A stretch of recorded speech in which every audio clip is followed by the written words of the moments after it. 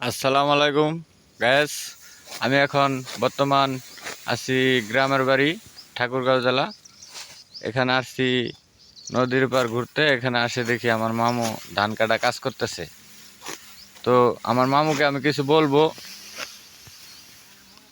আসছি যখন মামুর সাথে। মামু মামু কিছু বলেন, আপনার হাজিরা কত?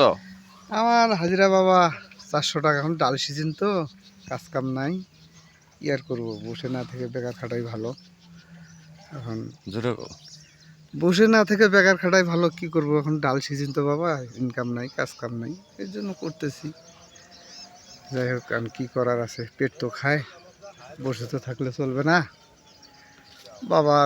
বিবি বাচ্চা আছে, সংসার আছে, অনেক ঝামেলা। এই 400 টাকা দেওয়া হয়? কি করা যাবে, এখন বসে থাকলে তো 400 আসবে না, কি করব।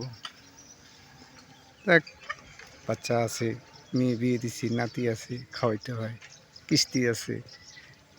একটা লোক আমি কোথায় যাব বলেন? কেউ কেউ আমাদেরকে দিতে আসবে? দিতে আসবে শেয়ার না, করে দেন।